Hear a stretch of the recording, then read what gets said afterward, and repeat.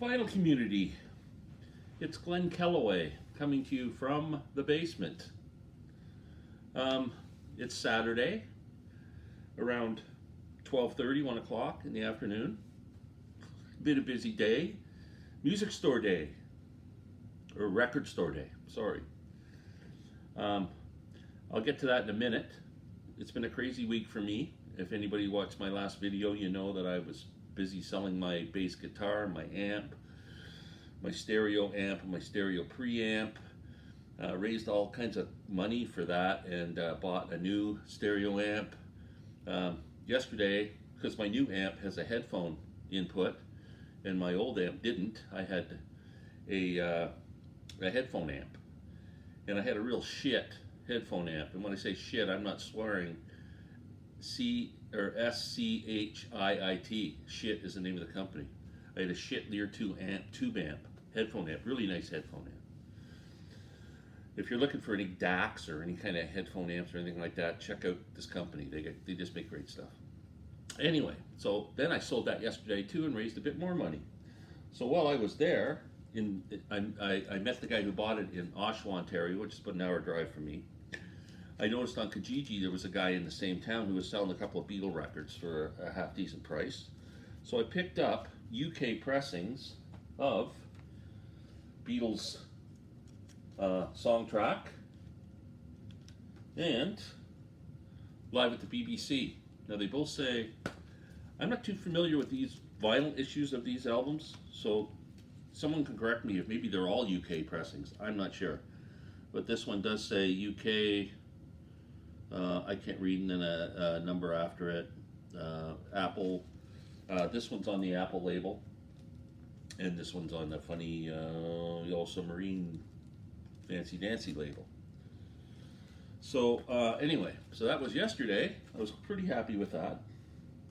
In the mail yesterday, so let me go back 2 or 3 weeks. Blues Vinyl Guy, Chris, great channel. If you don't watch it, I'm sure anybody who's watching my channel is watching his. He's one of my favorites. You're all my favorites, but you know, hey, Chris is pretty good. Anyway, he turned us all on to this website from the US called Blues Centric. And as soon as he did it, I went on the site, and they sell, like, you know, some vinyl, some t-shirts and mugs and hats and whatever else. Pretty cool site. And the one thing I noticed, because I'm a big guy, is they sell big and tall t-shirts. I don't know anybody else who's you know, bigger than normal size. When you're buying t-shirts, how hard it is to get a true fit t-shirt.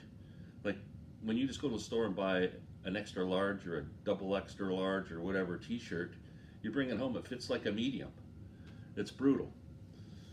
So I always go to the States to buy my t-shirts from JCPenney because they have extra long tall for tall people, and they have true fit t-shirts. So anytime you see me in a t-shirt, it's probably I bought it at JCPenney. So I went on that site and I saw these t-shirts. I got all excited, so I ordered this one. It's Miles Davis. That's what I got. So it fits, and it's long for a tall guy. So I love it, and also they have vinyl. And I bought this album, which is phenomenal. I have never heard this album before, and know it's a famous jazz album. It came on yellow vinyl. Cool label. Love the label. Dizzy Gillespie, Charlie Parker, Bud Powell, Charles Mingus, Max Roach, live at Massey Hall. This was recorded May 15th, 1953, about 5 weeks and 1 day before I was born. So I'm just loving this album. I heard from Jeff at Speaker's Corner on an Instagram comment that there's a double LP of this whole concert. This is just a single LP, but so impressed with it. Great frickin' album. Thank you, Chris, and anybody who hasn't gone to check out that website, do so. It's great, especially if you need half-decent t-shirts and you like band t-shirts and music-related stuff. They got a ton of great ones. Okay, record store day. So the record I wanted most on record store day was the John Prine box set of his first 4 albums. There's only 2,000 made worldwide. I talked to my buddy who owns Zap Records in Coburg last night. He ordered 7 They sent him 2. So out of respect for all his customers, he couldn't put it aside for me, which wouldn't have been fair. So basically the first 2 people in the store who got it, got there, were getting it. So I totally on board with that. I got up this morning very early. His store's about a half an hour drive from me. I got there about 25 after 8 this morning. The store opens at 10. I had it in my head, envisioned that people are going to be lined up around the block to get in, and I'm not going to get my John Prine box set, which would have killed me. So I was the first one there, which was great. But I was the first one there for like 45 minutes. I was way too early. I freaked myself out, I guess. But anyway, most importantly, I was first in line, and I did get John Prine, the Atlantic albums. Great. This is John's first 4 albums. It's self-titled John Prine, Diamonds in the Rough, Sweet Revenge, and Common Sense. But hold on. I just dropped the little blurby thing that goes in the front. So there's 2000. I don't know if you can see that. So here's the albums. John Prine, Diamonds in the Rough, John Prine, Sweet Revenge, John Prine, Common Sense. I am so excited to have this.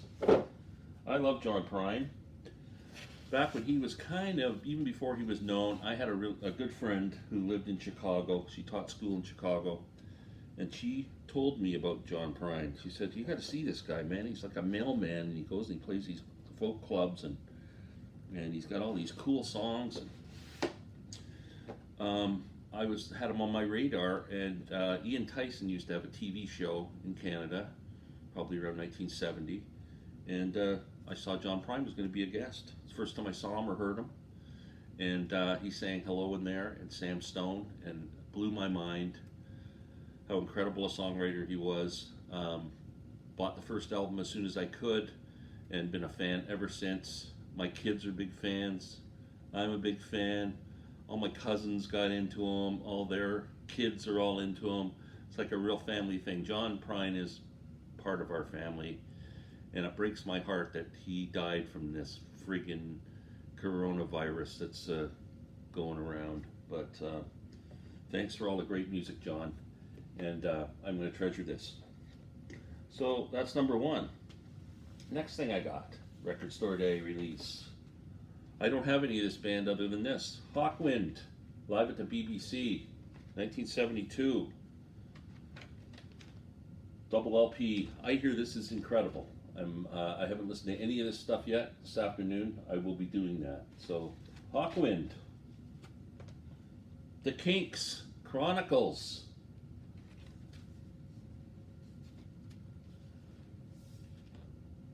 And it is on, bear with me, it's fighting me. It's on red vinyl. Very cool. Dying to hear this. I've never had this compilation before. I do have Who compilations, but not this one. So it's got Victoria on it, Village Green Society, Preservation Society, This Is Where I Belong, Holiday in Waikiki, Polly, Waterloo Sunset, my favorite Kinks song, David Watts, Lola, Dead End Street, Shangri-La, Autumn Almanac, Sunny Afternoon, another great song, Get Back in Line, Did You See His Name, Fancy, Mindless Child of Motherhood, Death of a Clown, great song, God's Children, King Kong, Berkeley Muse, 8 Man, Days is a great song, Big Black Smokes, Suzanne Is Still Alive, Wilkeston Green, Wonder Boy, Mr. Pleasant, She's Got Everything, The Kinks. Next, The Pretenders. This is a cool kind of presentation. It's The Pretenders live at Paradise Theater, Boston, 1980. So it comes in this kind of plasticky, kind of a weirdy thing, like an envelope. And then this is a pretty cool, it's clear vinyl with some red on it, and look at that label too. That's like really, really, really cool. That is like a splatter on top of, I don't know, but really excited to have that. I like the Pretenders. I only saw them live once. I saw them at Edmonton Northlands Coliseum in 1986 or early 87. Iggy Pop opened. Great show. I could tell a whole story about that night. It was one of the wildest nights of my life. Maybe one day I'll do that on Uncle Glen's Show and Tell. But the Pretenders. Next.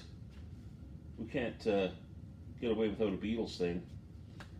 The first McCartney album, Half Speed Mastered.